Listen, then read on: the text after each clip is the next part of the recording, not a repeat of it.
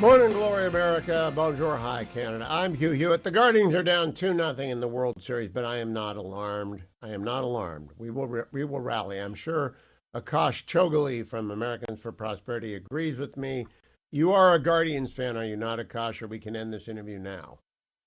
I am a Red Sox fan, which makes me not a Yankees fan, Hugh. Okay, you're on our team. We will leave it. Yeah, I Yeah, will leave it yeah, at you're that. on our team. Akash, I began the show with a Los Angeles Times article, and this is a bumper shot, so bear with me. California Coastal Commission is the worst agency in America, the most overbearing, the least responsive, the least constitutional, the most aggressively anti property rights agency in America. They have told Elon Musk he cannot fire as many SpaceX rockets as he wants. And the reasons they cited were his political views. What do you think Americans for Prosperity think? Are they familiar with this story? Just happened last week. And if so, what does Americans for Prosperity think about that? Hugh, this is something we are all too familiar with at Americans for Prosperity, specifically with the state of California.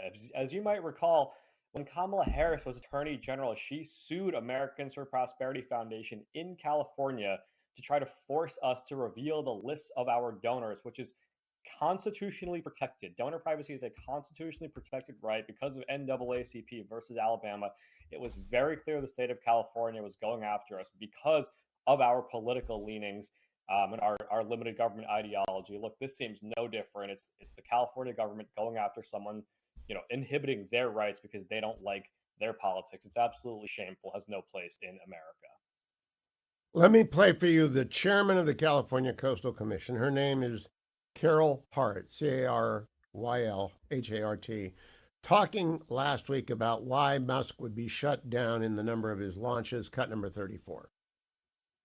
But here we're dealing with a company that does not, that is the head of which has aggressively injected himself into the presidential race and made it clear what his point of view is. My understanding was that they would be here today on Zoom. I am very concerned that even after meeting with me, my expressing my feelings. Chair, yes? sorry to interrupt. They did participate on Zoom today. It's not the other companies. This is about SpaceX increasing their launches, not the other companies increasing their launches. So, Akash, she's wrong about him not being there.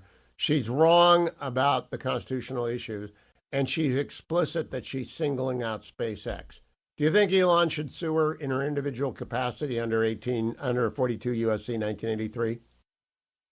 I think it's certainly worth considering. Look, he's obviously shown a willingness to do this kind of thing against government agencies. As you know, they are suing the National Labor Relations Board, which is also, in my opinion, an unconstitutional agency with their administrative law judges and all this kind of stuff, how they litigate labor law cases. But there seems to be a concerning trend here of theoretically impartial government agencies going after employers with conservative limited government leanings. I mean, that is the stuff of historically some of these Marxist, socialist, totalitarian states. I mean, it should be terrifying to any American who even somewhat believes in free markets, free enterprise, and the concept of private companies. Government's job is to create a neutral and level playing field, not to pick winners and losers based on their political preferences, and certainly not to use the authority of the state to go after companies because of the political leanings of their CEO, let alone what the other thousands and thousands and thousands of people who work at SpaceX think about politics. I'm sure many of them don't care about politics, and now they are being punished by these California bureaucrats. The chairman of the Federal Trade Commission is sort of like the Coastal Commission East. Lena Khan is a 35-year-old former Yale law professor who wrote one article, and Barack Obama, I think, first credentialed her, and then Joe Biden put her on the Federal Trade Commission, and now she's the chairman, and she's trying to destroy Amazon. What is wrong with these people, Akash? They do not seem to understand anything about economics. I'm so glad you asked. This is something that is so important for conservatives, Hugh, because there are some people on the right who have actually applauded what she's doing because they don't like some of these big companies, tech companies. You don't like the politics of the tech company. Government has no business trying to break up these companies or stop these mergers. The standard for the FTC is very clear. It's called the Consumer Welfare Standard. If there's a risk that it is harming consumers, then the FTC may have an authority to step in, investigate, take action. That is obviously not the case with something like Amazon. People absolutely love Amazon. You can go on your phone, order something at 3 o'clock in the morning, and it's there at 8 a.m. That's exactly the kind of service, if Lena Khan had her way with Amazon, would cease to exist. Amazon itself would probably cease to exist if she had her way. That is terrible governance. It's terrible for the American people. And quite honestly, Hugh, it should be very concerning that there are some who call themselves conservatives applauding that kind of stuff. Really should have no place in our movement, let alone in our country. Now, Akash, the Federal Trade Commission was brought into being by federal statute 100 years ago this month. It has been amended a couple of times, I think most recently in the 90s.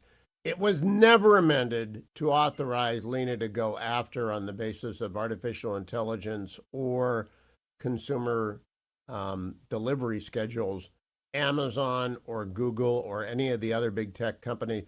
She's basically out there riding like the Mongol horde through big tech land.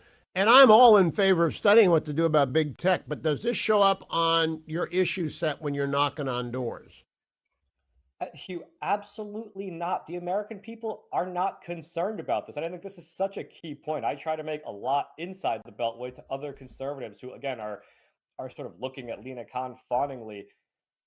American voters, in particular conservatives, who some of these folks claim to speak on behalf of, they have absolutely zero concern about this. They like a lot of what these companies do. Now, are they concerned about social media censorship and big tech conceptually? A little bit, yes. Is it anywhere near the top of their concerns? Absolutely not. Their concerns are affordability, the economy, jobs, border security. I think some of the cultural rot in this country shows up every now and then, but the idea that government can step in and bureaucrats can start breaking up tech companies and that's going to save America is absolutely nowhere to be found in the Republican voter base. It's something that Republican lawmakers should see very clearly is not a top tier issue. It's not conservative and it won't solve any problems at all. Okay, let's dial in on the blue wall, Akash. I know you're working hard, and anyone can go to americansforprosperity.org/volunteer, americansforprosperity.org/volunteer to get in on the actual grassroots work. You can make phone calls from wherever you are. You can walk precincts if you're in Pennsylvania, Wisconsin, or Michigan. How do you feel about those three states, Akash? Hugh, these states are as close as they have been in an election in my lifetime. These are an absolute toss-up. I think, frankly, there's some overconfidence on both sides, and I think it's unfounded. This is going to be a toss-up. You know the old adage is going to come down to turnout, but what that actually means is it's going to come down to operations, the campaigns themselves, outside organizations, their ability not only to mobilize their base, but there's a very, very tiny, tiny sliver of swing voters left in this country in these states, Hugh. And getting those folks onto your side. I'll give you one very quick example. The kind of thing that could do it for Republicans. I just wrote about this in National Review. The Trump tax cuts are expiring next year. Those individual tax cuts are going to have to be dealt with. Kamala Harris has pledged to let those tax cuts expire, raising taxes on more than 2/3 of all American households. We just put out a poll. Working class voters, non-college voters, Hispanic voters, they like those tax cuts, want to keep those tax cuts, would see it as a tax increase if they're allowed to expire. That's a winning message for Republicans that wins in the suburbs, wins with working class voters, can get them over the hump in a very, very narrow election in those blue wall states. I think making a prediction one way or another at this point is unfounded. I agree with the latter, and I agree that everybody listening ought to tell everyone who they know that the tax rates they enjoy currently are going to skyrocket if Kamala Harris is elected. Akash Chougule is exactly right. Once again, americansforprosperity.org/volunteer if you want to get involved, americansforprosperity.org/volunteer. Akash, I look forward to talking to you next week. Don't go anywhere, America.